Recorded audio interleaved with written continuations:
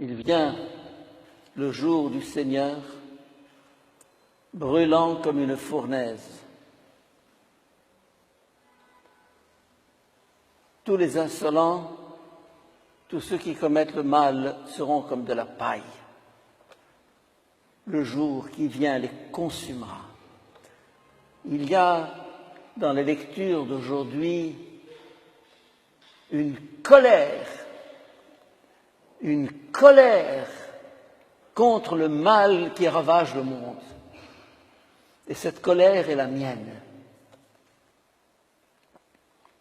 Dans la dernière tournée que je faisais en Europe, on m'a dit, Père Boulade, vous êtes en colère. Je dis oui, je suis en colère. En colère comme Jésus, en colère comme Jean-Baptiste, en colère comme les prophètes, en colère contre le mal, contre un monde qui est en train de s'écrouler. Comme les 2 tours jumelles de New York, ce n'est qu'un avertissement, ce n'est qu'un signe extérieur.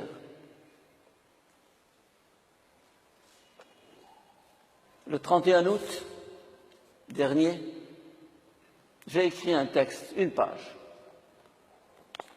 L'Occident a du sang sur les mains. L'Occident a du sang sur les mains. Quelques passages de ce texte.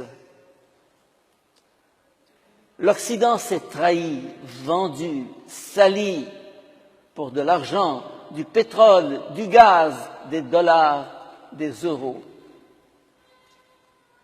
Cette situation au Proche-Orient depuis déjà bientôt 30 ans, avec l'anéantissement de l'Irak, avec 1 million de morts, cette guerre en Syrie actuellement, avec plus de 100 000 morts,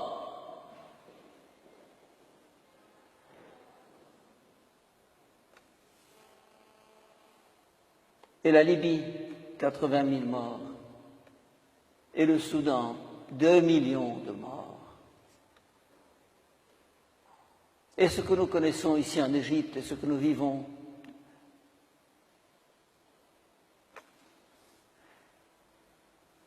et les vidéos que nous recevons, où on voit des gens qu'on égorge, des enfants brûlés, sacrifiés,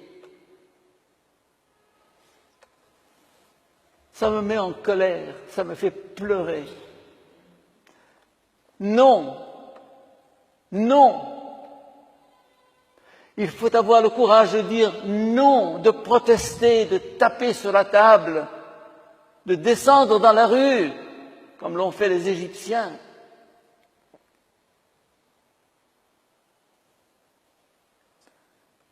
Mais malheureusement, toutes ces atrocités sont l'œuvre du pacte atlantique, Amérique, France, Angleterre en particulier. Pourquoi? Pour de l'argent, du gaz naturel, du pétrole, des dollars, des euros. Maudit soit l'argent, maudit soit le pétrole. Un bébé, un enfant, frais comme une rose, frais comme une fleur,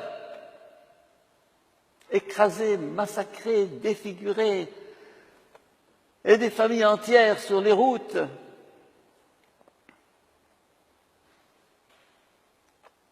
Plusieurs centaines de milliers de Syriens en Égypte, 1 million de Syriens au Liban, des centaines de milliers vers l'Irak, vers plutôt la Turquie, et plusieurs millions qui demandent à entrer en Suède. Une Syrie écrasée. Et dans ce texte, je dis l'Occident a perdu son âme. Il l'a vendue au diable, sacrifié à ces mammons qui s'appellent l'argent, le pouvoir, la puissance, la cupidité. Et j'ajoute Quand une civilisation perd son âme, elle n'a plus qu'à disparaître, qu'à s'éteindre, qu'à s'écrouler. Et c'est ce qui se passe sous nos yeux. Un Français me disait ce matin, du 31 août, d'un air désabusé, la France est moribonde, la France est morte. J'en dirai autant de l'Amérique et d'un certain nombre de pays qui soutiennent le terrorisme dans le monde et notamment dans nos régions. C'est dégoûtant, écœurant ce qui se passe. Ça, c'est la violence, ça, c'est la guerre, ça, c'est le sang. Mais l'Occident et toutes les sociétés de consommation sont menacées d'un autre mal, plus pernicieux, plus insidieux, plus profond. Le plaisir, la jouissance.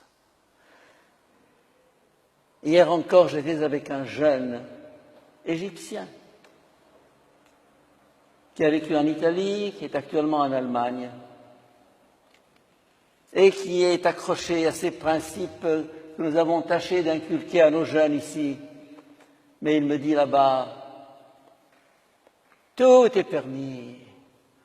On rencontre une fille, au bout d'une heure, ça finit dans le lit. Aucun problème. On passe à une autre et à un troisième, et ça va, et c'est la valse du plaisir. Mes chers amis, il faut que vous sachiez une chose, c'est que la civilisation romaine qui pendant 1000 ans a subsisté, qui a créé des monuments, qui a été un chef-d'œuvre de civilisation, elle est morte de corruption intérieure. C'est par le dedans que ça se passe. Ça s'effrite, ça tombe en ruine, ça tombe en poussière. Une civilisation, il ne faut pas croire que ça dure toujours. L'Europe, que sera-t-elle dans 20, 30 ans? Vous allez me dire, la Tour Eiffel, l'Arc de Triomphe et tous les monuments. Vous avez écouté ce que dit Malachie? Vous avez écouté ce que dit Jésus dans les lectures d'aujourd'hui? Il n'en restera pas pierre sur pierre. Les monuments extérieurs, zéro. Ils sont le fruit d'une culture, d'une civilisation, de valeurs humaines, spirituelles. Et quand ces valeurs s'écroulent, c'est fini. Là encore, je reprends mon texte. Un jour, ce magnifique édifice de la civilisation occidentale s'effondrera de lui-même lorsque l'être humain n'est plus au centre d'une civilisation. Cette civilisation, si prospère qu'elle paraisse, est condamnée à disparaître. Et je vois venir l'écroulement de l'Occident. Vous allez me dire, vous êtes pessimiste. Quand le ver est dans le fruit,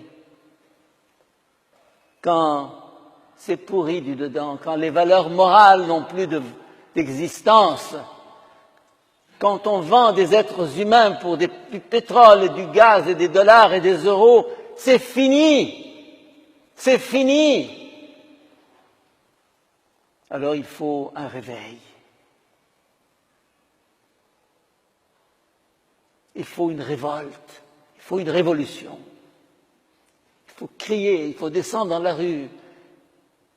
Pas seulement pour un changement de régime politique, car ce n'est pas au niveau de la politique que ça se joue, c'est au niveau du cœur, de l'être humain, du dedans. Et le combat, je le joue chaque jour avec moi-même et chacun de nous aussi. C'est dans ce combat intérieur que l'avenir se prépare. Mais aussi, il y a l'obligation de parler, de dénoncer. Et là, je retrouve la deuxième lecture d'aujourd'hui, la lettre de saint Paul aux Thessaloniciens. Il leur dit, travaillez, ne vous endormez pas dans la paresse, l'oisiveté, le farniente, la télévision. Ah, on est dans un fauteuil comme ça, pendant des heures à zapper. Et qu'est-ce que tu fais là-dedans? Pendant ce temps, des gens crèvent. Donnez prière, tout va bien. Oui, tout va bien. La colère du Seigneur, je la comprends aujourd'hui. Parce qu'on a voulu faire de Jésus un petit Jésus en chocolat, bonbon, sympathique, rose, gentil. On a éliminé la colère de Jésus. Eh bien, cette colère va se déclarer un jour. Il s'agit là du dernier jour, du jour du Seigneur. Elle éclatera, comme ce matin nous avons eu la foudre 2 fois pendant mon sermon dans cette église. Bam! Je me suis dit, ça tombe bien. Ça correspond à ce que je dis. Oui, Jésus nous dit dans l'Évangile, les gens se marieront, auront des enfants, construiront des maisons, cultiveront des champs, et puis un jour, le jour du Seigneur viendra. Ne nous endormons pas, mes chers amis. Soyons vigilants.